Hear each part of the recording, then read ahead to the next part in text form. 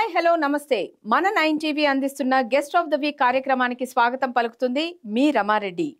ఈ కార్యక్రమంలో ఒక ప్రత్యేకమైన వ్యక్తిని పరిచయం చేయబోతోంది మన 9 టీవీ.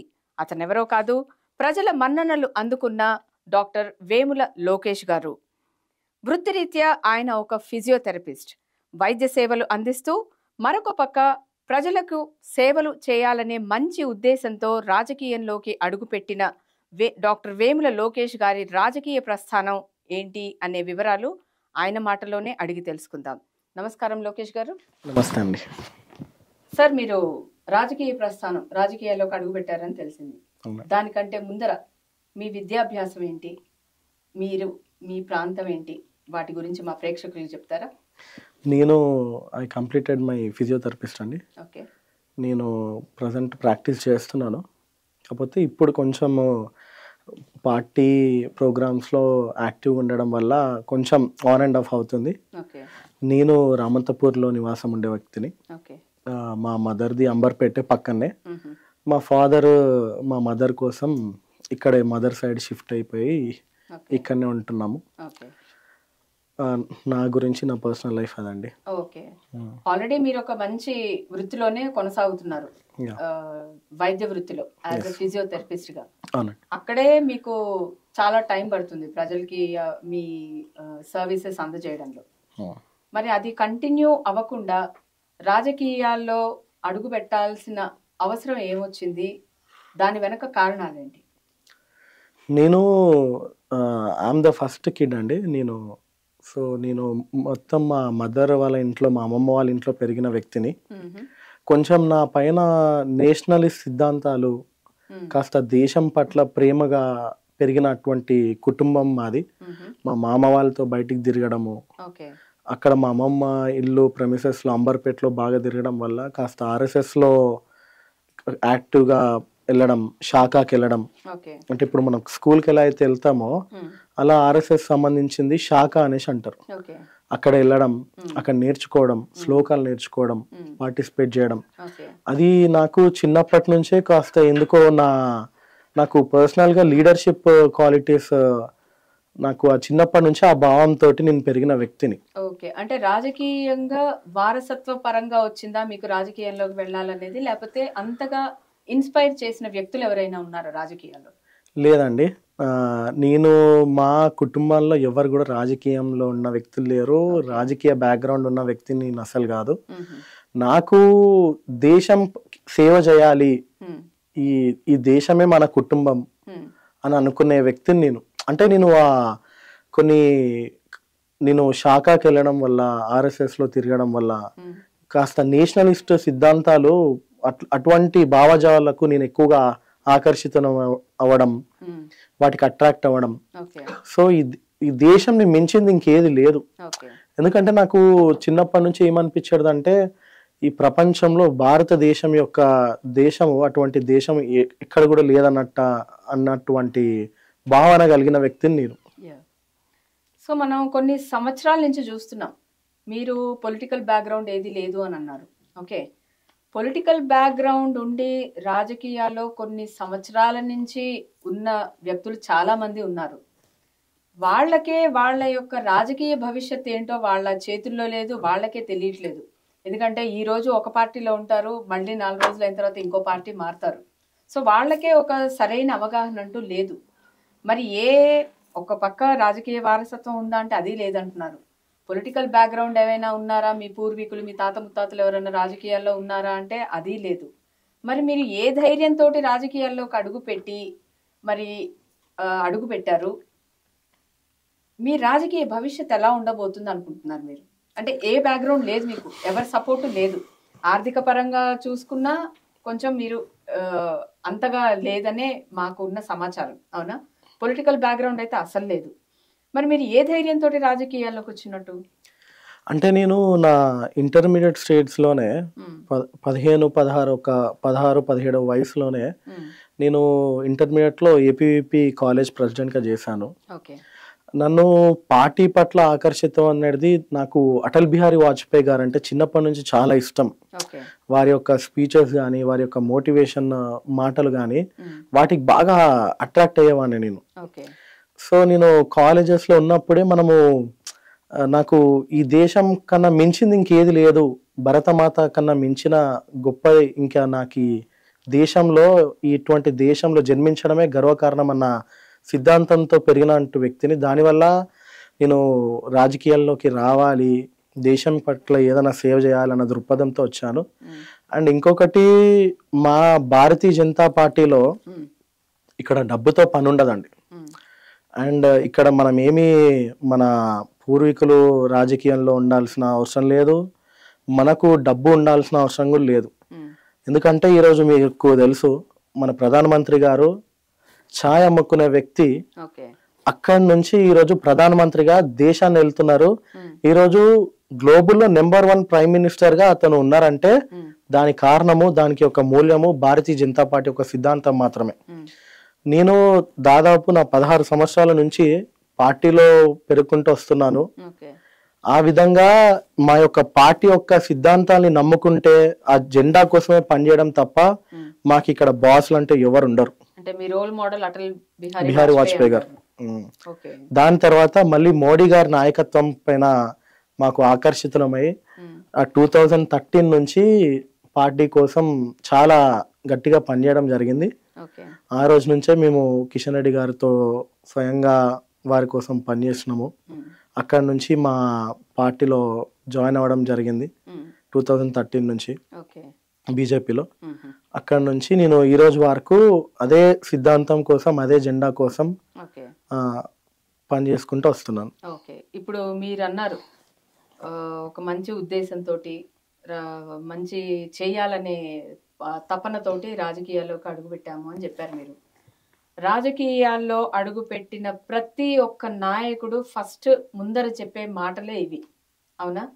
అవి ఎంతవరకు ఎంతమంది నిలబెట్టుకుంటున్నారు అనేది మనం చూస్తూనే ఉన్నాం రోజు వార్తల్లో. స్టార్టింగ్లో అందరూ అలాగే చెప్తారు, మేము ప్రజల కోసమే పుట్టాము, వాళ్ళు మీ గురించే చేసాము, అవి ఇవన్నీ వాగ్దానాలు చేస్తారు, హామీలు ఇస్తారు. కానీ అవి ఎంతవరకు అమలు అవుతున్నాయి, ఎంతవరకు ఈ రాజకీయ నాయకులందరూ ప్రజలకి చేరువలో ఉన్నారు అనేది చూస్తే ఫలితం అనుకున్నంతగా లేదు. ఇప్పుడు ఎవరైతే అలా ఉంటున్నారో, ఎవరెవరి పేర్లు అనవసరం మనకి, కానీ జరిగే పరిస్థితి అయితే అదే జరుగుతున్న పరిణామాలు అన్ని చూస్తున్నాం మనం. ఇప్పుడు మీరు అన్న ఈ మాటలు రేపటి రోజున మీరు కూడా ఆ మిగతా వాళ్ళలాగానే అవరు అనేది మాకేమన్నా నమ్మకం ఇవ్వగలుగుతారా మీరు? లేదు అంటే మీరు చూడొచ్చు, చెప్పేది ఒకటి చేసేది ఒకటి అంటారు చూడండి. అలా మీరు ఇప్పుడున్న మాట రేపు రాజకీయాల్లోకి ప్రవేశించిన తర్వాత అయిపోయింది, ఆల్రెడీ అరంగేట్రం చేశారు. ఇంకా రోజులు మారుతున్న కొద్దీ when the days are going on, my people's mentality change అయిపోతుంది. ఆ ప్రజలకి గుర్తుంటుందా, చాలా చెప్తాము, చేసినప్పుడు కదా అనే థాట్ లోకి వచ్చేస్తారు. మైండ్ అనేది ఆ థాట్ ప్రాసెస్ లోకి వెళ్ళిపోతుంది. మరి మీ విషయానికి వస్తే మీరు అలాంటి మాటకి కట్టుబడి ఉండే మనిషి అనుకోవచ్చా, లేదంటే చేంజ్ అయ్యే? ఈ రోజు మీరు చూడొచ్చు, మా పార్టీలో 2 ఎంపీలతో స్టార్ట్ అయిన పార్టీ ఈ రోజు దేశాన్ని వెళ్తున్నాం. అదే విధంగా మా పార్టీ నాయకులు అటల్ బిహారీ వాజ్పేయి గారు, వారి యొక్క కళ కాశ్మీర్ నుంచి కన్యాకుమారి వరకు రోడ్ ఉండాలి, దేశం మొత్తంలో ఏ వీధి అయినా సరే, ఎక్కడికి వెళ్ళినా సరే హైవే అంటూ ఉండాలి, రోడ్ అంటూ లేనిది ఒక మార్గం అంటూ ఉండద్దు అన్న ఆకాంక్షతోటి, ఆ విధంగా వారి యొక్క మాట కోసము ఈ రోజు మన మీరు నన్ను అడిగారు కదా మాట పైన ఉంటారా లేరా అనేది. అదే విధంగా మా పార్టీ ఈరోజు ఆయన లేకపోయినా సరే, స్వర్గస్థులైనా సరే, వారి మాట పైన ఈరోజు ప్రతి ఒక్క చోట మన నేషనల్ హైవేస్ చూడండి, ఇంతకు ముందుకు కాంగ్రెస్ గవర్నమెంట్ ఏలే ఒక్క రోజుల్లో 4 గంటలు 5 గంటలు పడే ప్రయాణము ఈ రోజు మనం 1.5 hours లో 2 గంటలు ప్రయాణిస్తున్నాం. అటువంటి పార్టీ భారతీయ జనతా పార్టీ. మీరు అదే విధంగా ఈ రోజు మా పార్టీ అధ్యక్షులు కిషన్ రెడ్డి గారు ఒకప్పుడు, అంటే ఆయన నా వయసులో కన్నా చిన్న ఉన్నప్పుడు కూడా పార్టీ కోసం పనిచేసుకుంటూ సైకిల్ పై పార్టీ ఆఫీస్ కి వెళ్ళి పార్టీ ఆఫీస్ లో మాత్రమే సేవ చేస్తూ పార్టీ కోసమే మాత్రం బతికే ఒక వ్యక్తి ఈరోజు కేంద్ర మంత్రి అయినాడు. మా పార్టీ నాయకుల పైన ఎవరు కూడా, అంటే భారతీయ జనతా పార్టీలో పుట్టిన వంటి వ్యక్తులు ఎవరైనా సరే ఈ ధర్మం కోసం, దేశం కోసమే బతకడం తప్ప వారికి ప్రజలపై ఈ రోజు ఇంకో మాట, రేపు ఇంకో మాట చెప్పే సిద్ధాంతాలు అనేది మాకు లేవు. సో మీరు మీ మాటకి కట్టుబడే ఉంటాము కట్టుబడి రాజకీయాల్లో ఉన్నన్ని రోజులు అంటారు. మా మాట కోసమనే కాదు, మేము బతికేది కూడా మాకేదో పదవులు కావాలి, మాకేదో అధికారం కావాలి అనేసి మేము ఈరోజు భారతీయ జనతా పార్టీలో పనిచేయట్లేము. మా దేశం మంచిగా ఉండాలి, మా దేశాన్ని గర్వించే స్థితిలో ఉండాలి, మా దేశం అంటే చాలా గొప్పది, భారతీయులు అంటే మంచి వాళ్ళు అనే చూపించే విధంగా ఈరోజు తీసుకుపోవడమే మా ఒక ఆకాంక్షం. ఈ ధర్మాన్ని కాపాడుకోవడం కోసమే ఈ పార్టీ అనేది ఉన్నది. అంతేగాని మేము ఎప్పుడు కూడా మా సెల్ఫ్ సాటిస్ఫాక్షన్స్ కోసమో మేము ఏదో కావాలని కోసమో ఎప్పుడు రాజకీయంగా వచ్చినటువంటి వ్యక్తులం కాదు. ఓకే, ఇప్పుడు సార్ రాజకీయ పరంగా చూస్తే 10 సంవత్సరాలు కంటిన్యూస్గా బీఆర్ఎస్ పాలన ఎలా ఉంది ప్రజలు చవి చూశారు.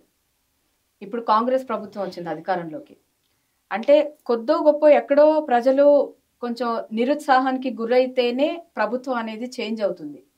ఓకే, సో కాంగ్రెస్ ప్రభుత్వం ఫామ్ అయ్యి కూడా ఆల్మోస్ట్ ఒక 7-8 నెలలు అయిపోయింది. ఓకే, స్టార్టింగ్లో బాగానే ఉంది, మళ్ళీ ఇప్పుడు కూడా సంథింగ్ అక్కడ కూడా కాంట్రవర్సీస్ అని రేవంత్ రెడ్డిని విమర్శించడం అలాంటిది ఇలాంటిది జరుగుతుంది. రేపటి రోజున మళ్ళీ సాధారణ ఎన్నికల్లో అంతా దేవుడి దయ వల్ల బాగుండి బీజేపీ అటు సెంట్రల్లో ఇటు స్టేట్లో మీ పార్టీ అధికారంలోకి వస్తే మీరు చేయాలనుకుంటుంది ఏంటి? మీ ప్రత్యేకమైన మీ మేనిఫెస్టో ఏంటి? ఏమైనా ప్లాన్ చేసుకున్నారా ఇలా చెయ్యాలి? ఏదైనా ఒక గవర్నమెంట్ అయిపోయింది అని అంటే కంపేర్ చేసుకుంటారు, వాళ్ళు చేసిన తప్పులు మనం చేయకూడదు అని. అలాంటివి మీ మైండ్లో ఏమైనా ఉన్నాయా? మీరు ఈరోజు రేవంత్ రెడ్డి గారి ప్రభుత్వం చూడొచ్చండి, వారు చెప్పిన ఏ ఒక్క 6 హామీలో కూడా బస్సులు ఉన్నాయి కాబట్టి బస్సు టికెట్లు ఫ్రీ అనేసి మహిళలకు ఇచ్చారు, కానీ 6 పథకాల్లో ఏ పథకం ఇంతవరకు ఇంప్లిమెంటేషన్ చేసినటువంటి రోజు లేదు. ఈరోజు సంవత్సరం అవుతుంది, వారు 1 year అవుతుందని సెలబ్రేషన్లు చేస్తున్నారు, కానీ ప్రజలు మాత్రము అసలు ఇంతవరకు ఏ ముఖ్యమంత్రిని ఇంత ఘోరంగా తిట్టుకోరు. ఆ విధంగా ఈరోజు మన రాష్ట్ర సర్కార్ అనేది పనిచేస్తున్నది. ఎందుకంటే 200 యూనిట్లు ఉన్న వాళ్ళకి ఫ్రీ కరెంట్ ఇస్తున్నారు, ఎవరికి ఇవ్వలేదు. మహిళలకు తులం బంగారం ఇస్తున్నారు, అది ఎవరికి ఇవ్వలేదు. స్కూటీలు ఇస్తున్నారు, ఎవరికి ఇవ్వలేరు. నిరుద్యోగులకు నిరుద్యోగ వృద్ధి ఇస్తున్నారు, అది ఎవరికి ఇవ్వలేదు. రైతులకు నిన్నగాక మొన్న అది కూడా 50% ఆఫ్ రైతులకు రైతు రుణమాఫీ అనేది కాలేదు, రైతు బీమా అనేది రావట్లేదు. ఈరోజు రైతులు అల్లాడుతున్నారు, ఎందుకంటే వారు చెప్పిన దొంగ మాటలు, వారు చెప్పిన అబద్ధాలను నమ్మి ఒక్క ఛాన్స్ మాకు ఇవ్వండి, ఒక అవకాశం మాకు ఇవ్వండి అన్న వ్యక్తులు ఈరోజు వాళ్ళు అడిగిన ప్రజలని వాళ్ళు ఏదైతే హామీలు చెప్పినారో వాటిని మర్చిపోయి నిన్న మీరు చూడొచ్చు ఒక గవర్నమెంట్ కార్యక్రమాల్లో సినిమా పాటలు, సినిమా డాన్సులు చేస్తున్నారు. ఆ విధంగా ఈరోజు మన రేవంత్ సర్కార్ పనిచేస్తుంది. అదే విధంగా ఈరోజు కేసీఆర్ విషయం ఎత్తితే ప్రజలు మర్చిపోయినారు టిఆర్ఎస్ ప్రభుత్వాన్ని.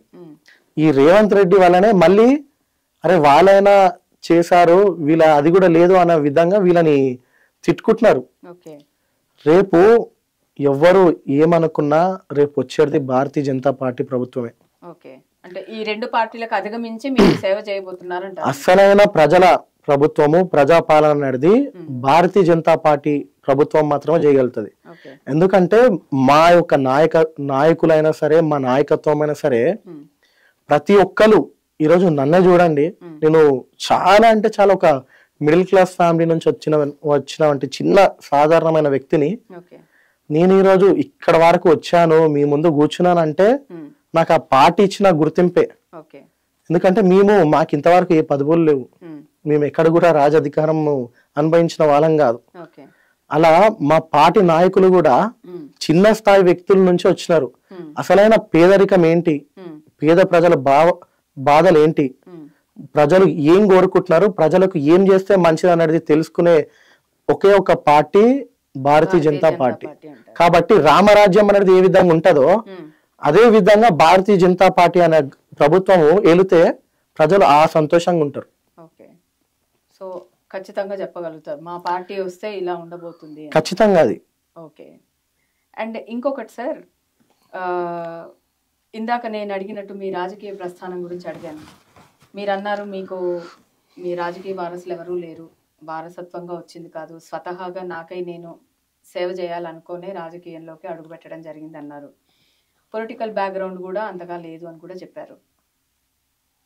ఒక పార్లమెంట్ కానివ్వండి, ఒక అసెంబ్లీ కానివ్వండి, అడుగు పెట్టాలి అని అంటే కేవలం రాజకీయ నాయకులకి మాత్రమే స్థానం ఉంటుంది అందులో అడుగు పెట్టేది. ఒక కామన్ మ్యాన్కి అయితే అసలు ఛాన్సే రాదు, అంత దూరం వెళ్ళేంత ఛాన్సే రాదు. మరి మీ విషయానికి వస్తే మీకు అసలు ఏ పొలిటికల్ బ్యాక్గ్రౌండ్ లేదన్నారు, రాజకీయ వారసత్వం కాదు అన్నారు. మరి నేను ఒక ఇన్స్టాగ్రామ్ రీల్లో చూశాను, Andhra deputy CM Pawan Kalyan parliament భేటీలో ఆయన పక్కన నిలబడి ఉన్నారు. అంటే మీకు అంత దూరం వరకు వెళ్ళేంత అవకాశం ఎలా వచ్చింది? మరి ఏ రాజకీయ వారసత్వం లేనప్పుడు, ఏ పొలిటికల్ బ్యాక్గ్రౌండ్ లేనప్పుడు మీకు ఒక పార్లమెంట్ లో అడుగు పెట్టేంత సువర్ణ అవకాశం మీకు ఎలా వచ్చిందంటారు? మీరు ఎక్కడ చూసారండి? ఇన్స్టాగ్రామ్ రీల్లో చూసాను సార్, ఉంది, ఏపీ సీఎం అఫీషియల్ పేజ్ లోనే ఉంది.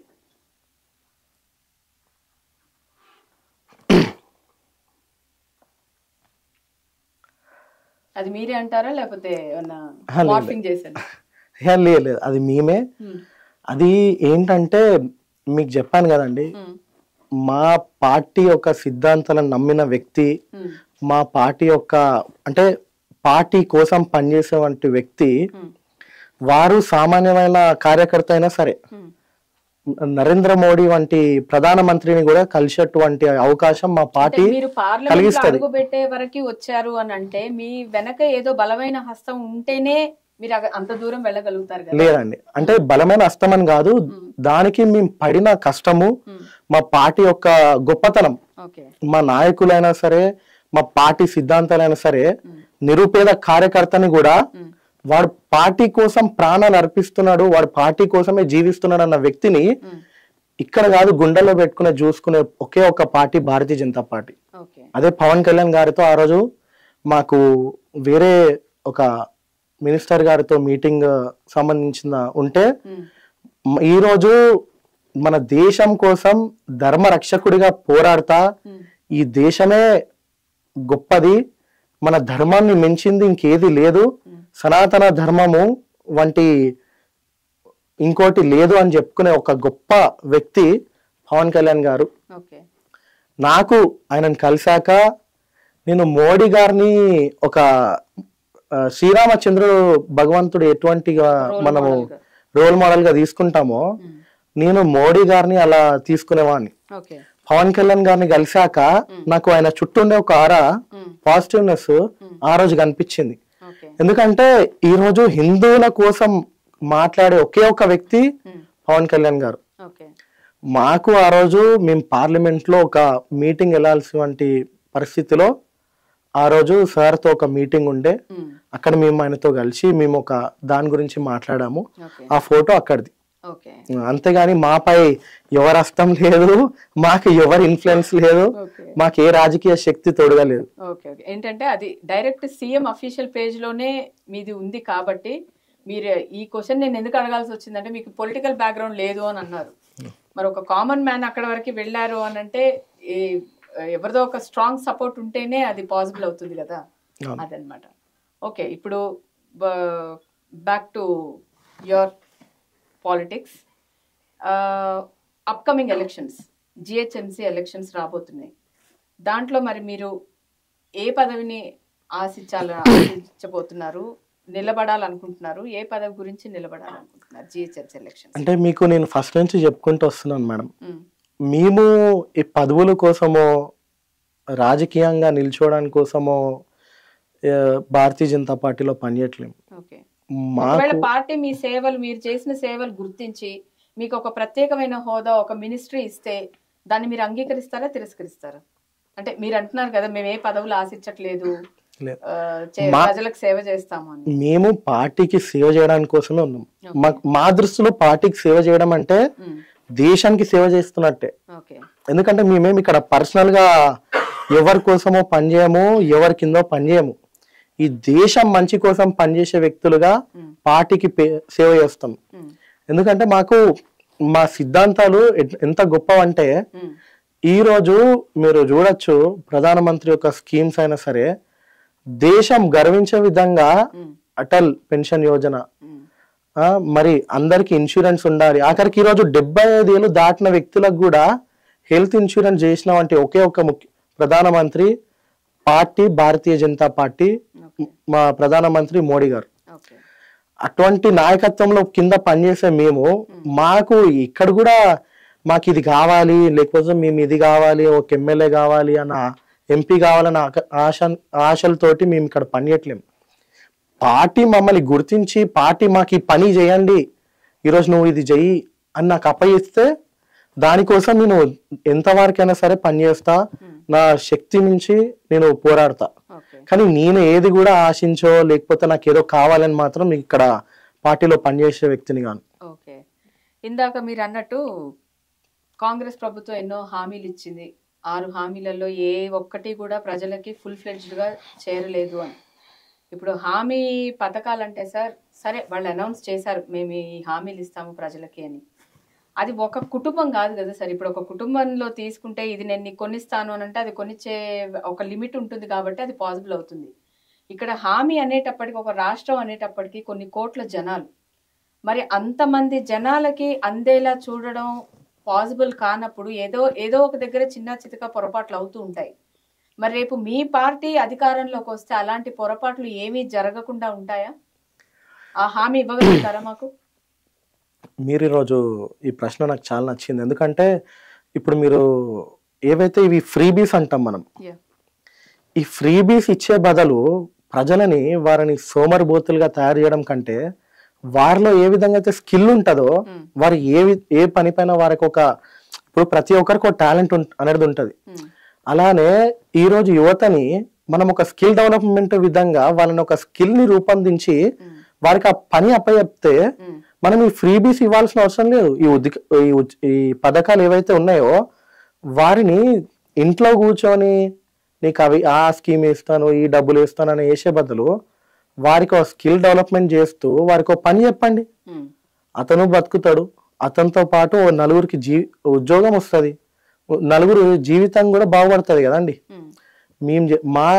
మా యొక్క గవర్నమెంట్ కూడా, వేరే రాష్ట్రాలు ఉన్న మా యొక్క గవర్నమెంట్లు కూడా ఈరోజు ప్రజల కోసం మాత్రమే పనిచేసే గవర్నమెంట్లు. మేము ప్రజలను సోమరిబోతుగా తయారు చేయాలని మాత్రం అస్సలు అనుకోవట్లేము.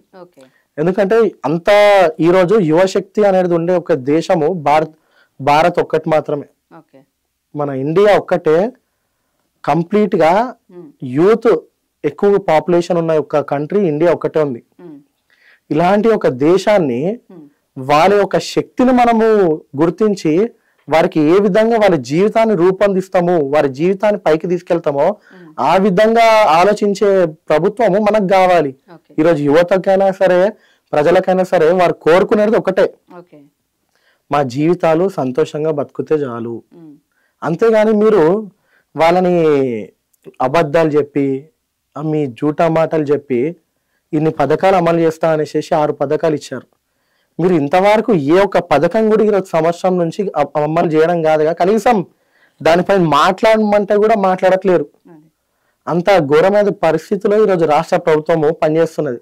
సరే సార్, ఒక వైపు చూస్తే ఈ 6 హామీ పథకాలు ఏవైతే కాంగ్రెస్ ప్రభుత్వం అనౌన్స్ చేసిందో అవి అందరి ప్రజలకు అందేలా చూస్తారు. సో అందుతాయి, ఇదైతే ఎక్కడో ఒక దగ్గర మళ్ళీ డౌన్ అయిపోతారు, ఇదైపోతుంది, మళ్ళీ ఎలక్షన్స్ వస్తాయి, ప్రభుత్వం మారచ్చు మారకపోవచ్చు. ఒకవేళ మారి మీ పార్టీ కనుక వస్తే ఇన్ని రోజులు ఈ పథకాలకి అలవాటు పడ్డ ప్రజలు ఎవరైతే ఉన్నారో రేపు మీరు వచ్చిన తర్వాత మరి ఆ పథకాలు కంటిన్యూ చేస్తారా, వాటిని ఆపేస్తారా? కంటిన్యూ చేసడం అంటే ప్రజలకు ఏవైతే అవసరమో, ఇప్పుడు రైతు బంధు ఉండండి, నిజంగా రైతులకు అది అవసరం. కానీ ఏ విధంగా అవసరమో, చిన్న స్థాయి రైతులు ఉంటారు, ఈ 5 ఎకరాలు లోపున్న రైతులు, 10 ఎకరాల లోపున్న రైతులు, వాళ్ళు నిజంగా పేద రైతులు. ఎందుకంటే 5 ఎకరాలు 10 ఎకరాలు ఉన్న వాడికి ఏం ఉండదు, పెద్ద రాబడి ఉండదు, పెద్ద ఇన్కమ్ ఉండదు. కానీ ఈ 10 ఎకరాలు దాటిన వాళ్ళకు కేసీఆర్ గారు మొన్న మల్లారెడ్డి గారికి 600 ఎకరాలకు రైతు బంధు ఇచ్చారు. అంటే ఉన్న 10 సంవత్సరాలు వారు ఎన్ని పైసలు తిన్నారు? ఈ సొమ్మంతా ఎవరిది? ప్రజలదే కదా. మరి ఇంత అన్యాయంగా నువ్వు లీగల్ గా డబ్బుని పంచుతున్నావు నీ ఓట్ల కోసం. ఈ విధంగా పంచకుండా నువ్వు ప్రజలకు ఏం కావాలో అది ఆలోచించి వాళ్ళ బాగు కోసం ఉపయోగం చేస్తే ఈరోజు మన హైదరాబాద్ సిటీ ఉంది. 10 సంవత్సరాలు ఏళ్ళ టిఆర్ఎస్ గవర్నమెంట్ మూసిని సర్ఫేసి నేను నీళ్ళు తాగుతాను, కొబ్బరి నీళ్ళు తయారు చేస్తా అన్నాడు. అది ఆయన మరి ఎప్పుడు గుర్తొస్తుందో ఆయనకి, ఆయన ఎప్పుడు తాగుతాడో మేము కూడా ఆకర్షించాం. అదే విధంగా రేవంత్ రెడ్డి గారు మొన్న మూసి సుందరీకరణాన్ని స్టార్ట్ చేస్తారు. ఇప్పుడు ఈయనకు కూడా ఎప్పుడో తీసుకొచ్చిన యాక్ట్ నిరుపేద ప్రజలపై వాళ్ళ గవర్నమెంట్ యొక్క పెత్తనం చూపిస్తున్నారు. ఇప్పుడు వాళ్ళ అన్నదమ్ములైన ఓవైసీ గారు ఉన్నారు, మరి వాళ్ళ కాలేజ్ అంత పెద్దది ఉంది, చెరువులోనే కట్టినారు. అది ఏకంగా ఆక్రమించేసినారు చెరువులోనే. దాన్ని కూల్చేయడానికి దమ్ముండదు. పాపం వాళ్ళు చిన్న పాటి ఆటో నడుపుకునే వ్యక్తి, చిన్న కిరాణా కొట్టు పెట్టుకునే వ్యక్తి, అటువంటి కుటుంబాలను నువ్వు రాత్రికి వచ్చి వాళ్ళ ఇల్లును గులగొడితే వాడు ఏ విధంగా బతుకుతారండి? కాబట్టి ఏ గవర్నమెంట్ అయినా సరే, ఎందుకంటే ఇప్పుడు మనం ప్రజలకు ఏది అవసరం పడుతుంది, ప్రజలు ఏ విధంగా మనం చేసే ఒక ప్లాన్ ని వాళ్ళ నెక్స్ట్ జనరేషన్ కి ఉపయోగపడుతుందో ఆ విధంగా ఆలోచించాలి. ఇప్పుడు ఏ రాజకీయ నాయకుడు వచ్చి ఏది చేసినా చెయ్యబోయినా కూడా ఎక్స్క్లూజివ్ గా ప్రజల మంచి ఉద్దేశించి మైండ్ లో పెట్టుకునే చేస్తారా? దాని వెనక మళ్ళీ ఏమైనా రాజకీయ లబ్ధి ఉందంటారా? అది నేను చెప్పలేనండి. ఎందుకంటే పూర్తిగా దిగిన తర్వాత చెప్పగలుగుతా. పూర్తిగా దిగడం అంటే ఇప్పుడు మనము రాజకీయం అనేది ఒక చదరంగం. ఇక్కడ నాయకులు మంచి చేయాలని అనుకున్నా సరే పక్కనున్న వ్యవస్థ అనేది అనుకూలించదు. ఒకవేళ పక్కనున్న వ్యవస్థ అనుకూలించినా సరే రాజకీయ నాయకుడు ఈ యొక్క తను ఏ విధంగా ప్రజల కోసం అయితే వచ్చిండో దానికోసమే పనిచేయాలనే ఆలోచన అతనికి ఉండాలి. అది కాలం నిర్ణయిస్తుంది, కానీ నేను ఎవరిని చెప్పడానికి. ఓకే, ఇప్పుడు రాజకీయాల్లోకి వస్తే ప్రస్తుతం జరుగుతున్న హాట్ టాపిక్ హైడ్రా, దాని గురించి మీ స్పందన ఏంటి చెప్పండి. ఇది హైడ్రా అనేది పెద్ద సినిమా అయిపోయిందండి. ఈ రోజు ఏదో కోర్టు నోటీస్ వల్ల వాళ్ళ డిమాన్స్ట్రేషన్ ఆపారు. మొన్నటి వరకు భారతీయ జనతా పార్టీ మా యొక్క నాయకులు ఈటల రాజేందర్ గాని కిషన్ రెడ్డి గారు గాని నానా తిప్పలు, ఆఖరికి మేము మూసి దగ్గర మా నాయకులు 10 గంటలు నిద్ర కూడా చేశారు. ఎందుకంటే ప్రజలు అల్లాకల్లోలంగా వ్యవస్థలో బతుకుతున్నారు. ఈరోజు ఎప్పుడు ఇల్లు పోతుందా, ఏ నైట్ ఏమవుతుందా అన్న బాధలో, అన్న దుఃఖంలో తిండి కూడా తినట్లేరు. ఈ హైడ్రా వీళ్ళ వల్ల ఒక మహిళ కుక్కట్పల్లికి సంబంధించిన ఒక మహిళ ఉరేసుకొని చనిపోయింది. ఎందుకంటే వాళ్ళ కూతురికి ఇచ్చిన కట్నము ఆ ఇల్లుని గవర్నమెంట్ కూల్చేస్తుందన్న నోటీస్ ఇచ్చిన భయానికి అల్లుడు వచ్చి అడిగితే నేను ఏ విధంగా ముఖం పెట్టుకోవాలి అన్న భయానికి నైట్కి నైట్ ఆమె ఉరేసుకొని చనిపోయింది, సమాధానం చెప్పలేక భయంతో. మరి రేవంత్ రెడ్డి గారికి ప్రజల పట్ల ప్రేమ ఉంటే, చిత్తశుద్ధి అనేది ఉంటే, ఎక్కడో సంఘంలో మాకు శివయ్య అంటే ప్రేమ అన్న దాంతో ఆయన పోయి శివుణ్ణి అలంకరించుకొని అక్కడి నుంచి పాదయాత్ర మొదలు పెడుతున్నా అన్న వ్యక్తి, ఆయనకి దమ్ముంటే, వాళ్ళ నాయకులకు దమ్ముంటే హైదరాబాద్ లో పాదయాత్ర ఏమని చెప్పండి. ఈరోజు ప్రజలు ఇక్కడ ఏడ్చుకుంటూ తిండి లేక తిప్పలు లేక ప్రజలు బాధపడుతుంది ఎక్కడ అంటే హైదరాబాద్ లో. మీరు చైతన్యపురి చూడండి, మా రామంతపూర్ లో చూడండి, సగంకి సగం రామంతపూర్ పోతుంది ఈరోజు. ఇప్పుడు వాడు కష్టం పడో తిప్పలు పడో అప్పో గిప్పో తెచ్చుకొని ఇల్లు కట్టుకుంటే నువ్వు రాత్రికి వచ్చి ఇల్లు కూల్చేస్తే ఇక్కడ పోయి బతుకుతాడు. నీకు నిజంగా ప్రేమ ఉంటే నువ్వు, ఎందుకంటే ఇప్పుడు అవి 70 లక్షలు కూల్చే విలువ చేసే ఒక ఇల్లు నువ్వు వచ్చి రాత్రి కూల్చేస్తే వాడు ఏమైపోవాలండి?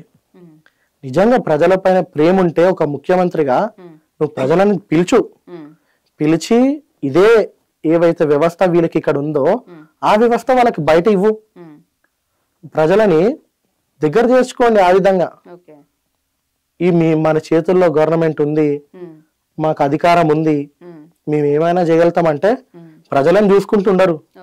రేపు రోజు జిహెచ్ఎంసీ ఎలక్షన్స్ ఉన్నాయి, నెక్స్ట్ సర్పంచ్ ఎలక్షన్స్ ఉన్నాయి, మిమ్మల్ని ఉంచుతారా ప్రజలు?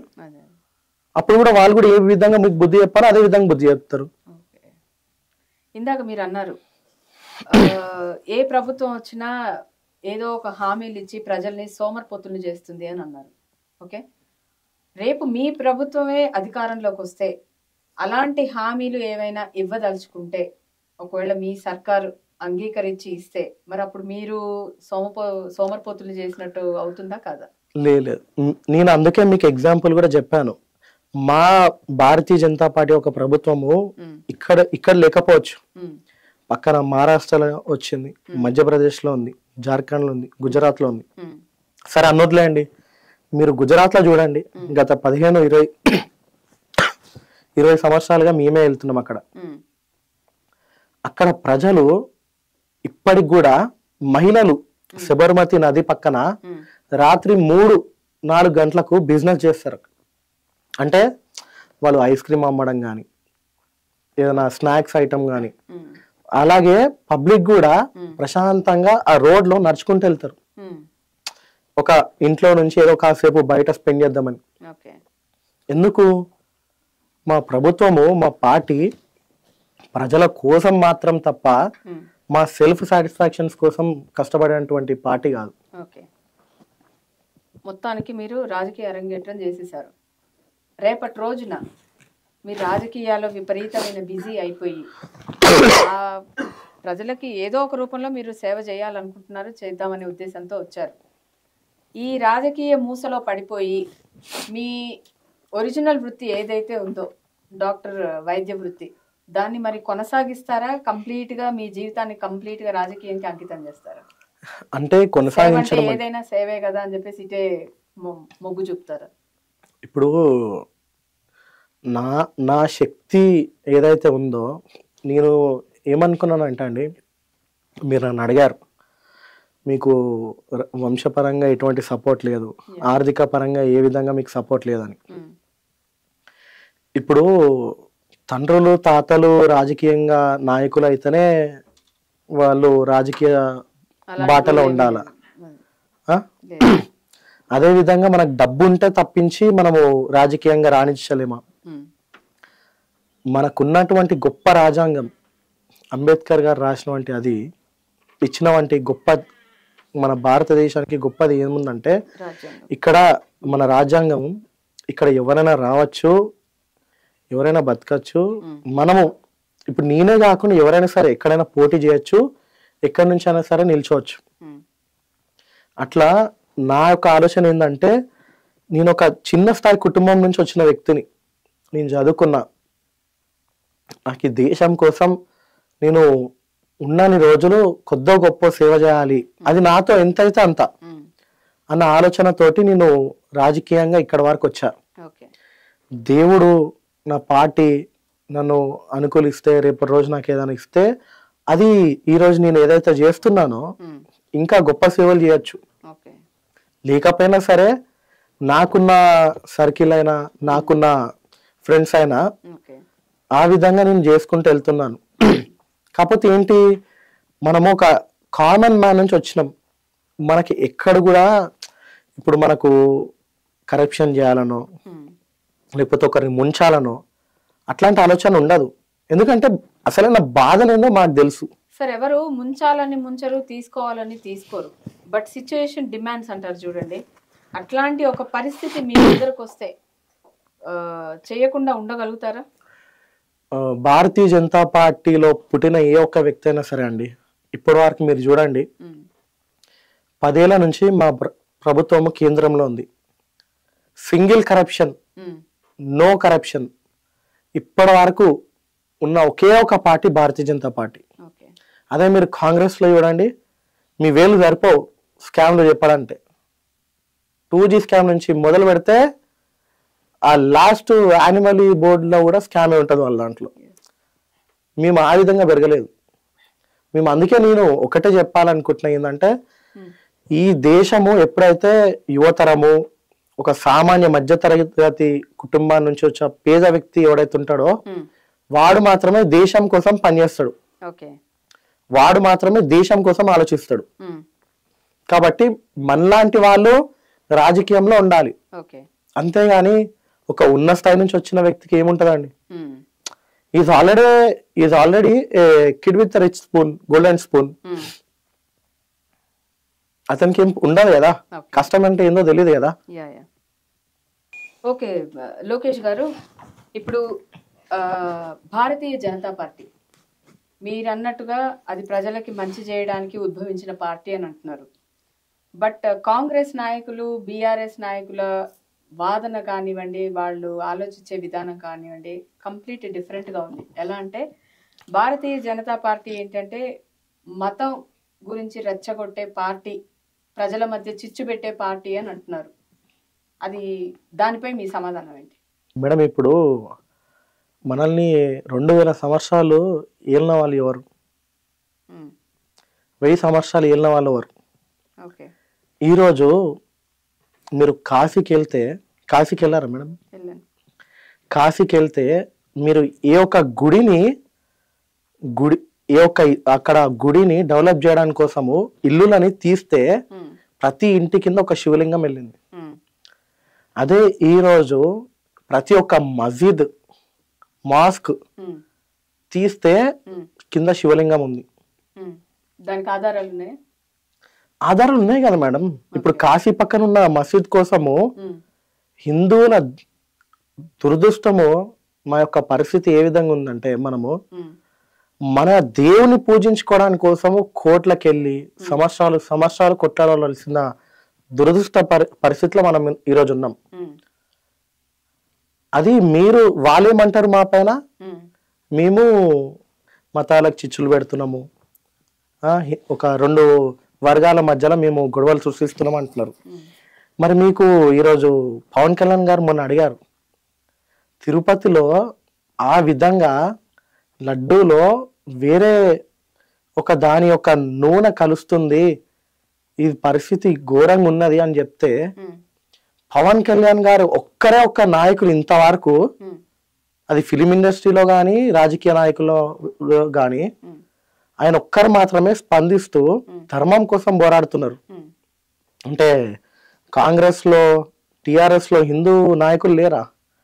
మీ ఇంట్లో మీరు దేవతల విగ్రహాలు పెట్టుకోరా? దేవతల ఫోటోలు పెట్టుకోరా? ప్రజల్లో ఎక్కడ లేదు మేడం. ఈ రోజు మీరు ఎక్కడైనా చూడండి, వారి యొక్క రాజకీయ భవిష్యత్తు కోసం, లబ్ధి కోసం మాత్రం ఈ రోజు హిందూ ముస్లిం అనే వ్యతిరేకత తీసుకొస్తున్నారు మా పైన.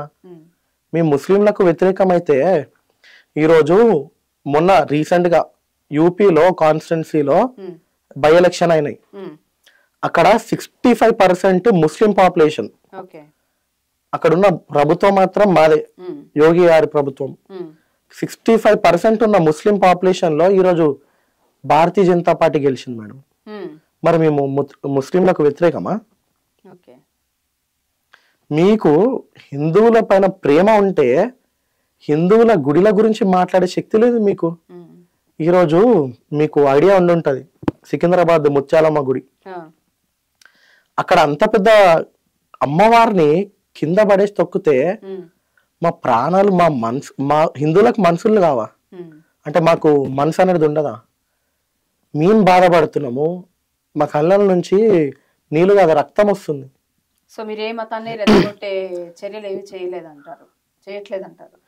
మేము ఎవరిని కూడా రెచ్చగొట్టాం మేడం. మేము అందరితోటి, మా ప్రధానమంత్రి గారు ఒకటే మాట, సబ్కా సాత్ సబ్కా వికాస్, అందరిని కలుపుకుంటే పోతున్నాము, అందరి యొక్క వికాసం కోసమే పనిచేస్తున్నాం. కానీ వీళ్ళు మాపై బురద జల్లటువంటి ప్రయత్నంలో మతాలను రెచ్చగొడుతున్నారు అన్న మాట పైన వస్తున్నారు. మరి ఈరోజు మా గుడిని ధ్వంసం చేసి మా దేవతా మూర్తులను కింద పడేసి తొక్కినారు. మరి ఇంతవరకు అతను ఎవరు? ఏ ముఖ్యమంత్రి? ఈరోజు హోమ్ మినిస్టర్ కూడా రేవంత్ రెడ్డి గారి చేతిలోనే ఉంది. ఇంతవరకు ఒక ప్రెస్ మీట్ పెట్టి మాట్లాడలేదు. ఆ ధైర్యం లేదా? అంటే ఇది కామన్ అయిపోయింది కదా సార్. ఇప్పుడు ఏ పార్టీ వచ్చినా కూడా ఎంత మంచిగా చేసినా క్రిటిసిజం అనేది, అపోజిషన్ అనేది అది వైస్ వర్సా ఉంటుంది. కంప్లీట్ మంచిగా చేసిన తర్వాత కూడా దాన్ని రాజకీయ పులమడం అనేది ఎంతవరకు కరెక్ట్ చెప్పండి? అది మేడం, మీరు అడిగిన క్వశ్చన్కి ఈరోజు నేనేం చెప్తున్నానంటే, ఇక్కడ దెబ్బ తినేది మేము హిందువులం, బాధపడేది హిందువులు, కానీ మాటలు అనిపించుకునేది కూడా హిందువులే ఉన్నారు. ఓకే, అది అందరి హిందువులకి మరి దానికి తెలుస్తుందా, అవగాహన ఉందా, హిందువులకు ఉందంటారా? అవగాహన ఉందా అంటే మా దాంట్లో హిందువులు ఏమైపోయారు అంటే సెక్యులరిజం అన్న పిచ్చితోటి డివైడ్ అయిపోయినారు. ఇప్పుడు ఉన్న ఒకే ఒక హిందూ దేశము భారతదేశం.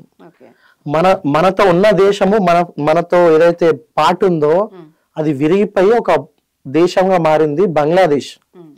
మరి ఈ రోజు అక్కడ అల్లకల్లోలంగా హిందువులను కించ కోసం వరిస్తున్నారు, కొట్టి చంపుతున్నారు. ఆడపిల్లలను అయితే ఘోరంగా వాళ్ళ పట్ల ఎంతమంది దౌర్జన్యం చేస్తున్నారో కూడా తెలుస్తలేదు. అటువంటి దుర్భారణమైన పరిస్థితిలో మేమున్నాం. మరి ఇప్పుడు అక్కడ బంగ్లాదేశ్ లో అంత ఘోరం జరిగితే ఏ కాంగ్రెస్ నాయకులు టిఆర్ఎస్ నాయకులు మాట్లాడరా? మరి వాళ్ళు హిందువులు కాదా? వాళ్ళు ఎందుకు బొట్లు పెట్టుకుంటున్నారు? మరి మనలో మనకు ఐక్యత లేకపోవడం దీనికి కారణం అంతే కదా. మరి ఇప్పుడు భారతీయ జనతా పార్టీ ఒక్కటే హిందువుల గురించి మాట్లాడుతుంది కాబట్టి వాళ్ళు అట్లా మాట్లాడుతున్నారు. అంటే మరి మేము మాట్లాడకపోతే ఇంకోరు మాట్లాడతారు మేడం. ఇప్పుడు ఉన్నదే ఒక దేశం భారతదేశం, హిందువుల కోసం ఉన్నటువంటి దేశం భారతదేశం. ఇంకా ఈ దేశం కూడా మమ్మల్ని బతకనియకపోతే మేము ఎక్కడికి వెళ్ళాలి?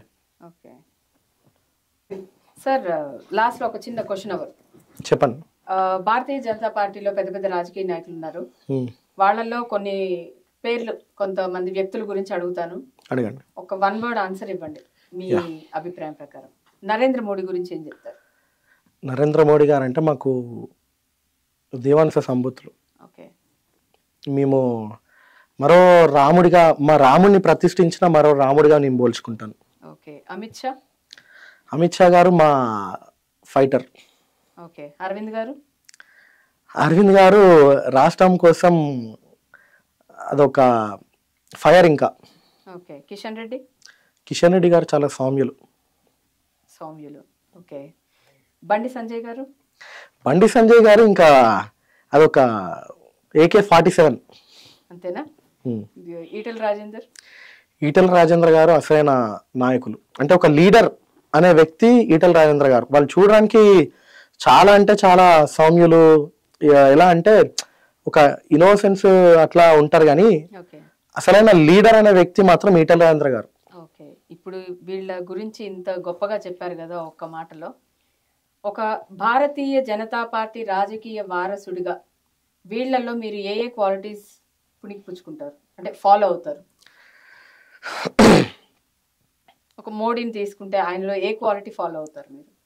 మోడీ గారిని తీసుకుంటే వారు 20 సంవత్సరాలు ఢిల్లీలోని పార్టీ ఆఫీస్కే జీవితం అంకితం చేసినారు. అది అయిపోయిన తర్వాతనే ఈరోజు ఒక రాష్ట్రానికి సీఎం గానో దేశానికి ప్రధానమంత్రిగానే కనిపించినారు. అంటే మనం ఆయన నుంచి ఏం నేర్చుకోవాలంటే మనిషికి ఓపిక అనేది ఉండాలి. అమిత్ షా గారు దగ్గర అదొక చాణక్యం. ఇంకా ఏ నాయకులు? బండి సంజయ్ గారి దగ్గర మనము అక్కడ మనం పోల్చుకోలేమండి. ఎందుకంటే ఆయన యొక్క ఫైటర్, ఆ ఫైట్ అనేది అది ఆయనకు మాత్రమే సొంతం అవుతుంది. కిషన్ రెడ్డి గారిది వారి యొక్క ఆలోచన విధానం అనేది చాలా గొప్పది. ఈరోజు ఆయన కూడా చాలా చిన్న స్థాయి నుంచి వచ్చిన వ్యక్తి ఏ విధంగా ఈరోజు ఒక కేంద్ర మంత్రి అయినో దాన్ని మనము తీసుకొని వారి యొక్క ఆలోచనని ఫాలో చేస్తే అదే గొప్పతనానికి మనం వెళ్తామన్న ఆలోచన నాకు ఉంటుంది. ఈటెల రాజేందర్ గారు మీకు తెలుసు, కేసీఆర్ ఈటెల రాజేందర్ గారిని ఓడగొట్టడం కోసమే దళిత బంధు అనే స్కీమ్ తీసుకొచ్చి ఒక్క ఇంటికి 10 లక్షలు కాదండి, ఒక్క ఇంట్లో 3కి 4కి ఇచ్చాడు. అంటే ఇంటికి 30 లక్షలు లీగల్గా ఇచ్చినా సరే ఈటెల రాజేందర్ గారిని ఓడగొట్టలేకపోయారు. అటువంటి గొప్ప నాయకుడు ఈటెల రాజేందర్ గారు. అదే విధంగా ఈరోజు 2 చోట్ల మొన్న ఎలక్షన్స్ లో 2 చోట్ల ఓడిపోయినా మా పార్టీ గుర్తించి ఆయనకి మల్కాజ్గిరి ఎంపీ టికెట్ ఇచ్చింది. భారీ మెజారిటీతో బీజేపీలో గెలిచిన ఒకే ఒక్క ఎంపీ మా ఈటెల రాజేందర్ గారు. వారి యొక్క నాయకత్వము, వారి యొక్క ప్రేమ, కార్యకర్తలతో ఉండే విధానము అది ఎవరికి దక్కదు. ఇంకా అది నాకు వారిని చూస్తే ఆ ప్రేమ ఏదైతే వారు కార్యకర్తలతో పంచుకుంటారో, కష్టము సుఖము ప్రతి ఒక్కటి, అది నాకు వారి నుంచి నేర్చుకోవాలని అనిపిస్తుంది. అవన్నీ మీకు మీరు విజయవంతం కావాలని, ఒక రాజకీయ నాయకుడిగా భారతీయ జనతా పార్టీలోనే అంచెలంచెలుగా ఎదగాలని మనస్ఫూర్తిగా మన 9 టీవీ ఆశిస్తూ, ఆ రాముడి యొక్క ఆశీస్సులు మీపై సదా ఉండాలని కోరుకుంటూ సెలవు తీసుకుంటున్నాను. థ్యాంక్ యూ అండి.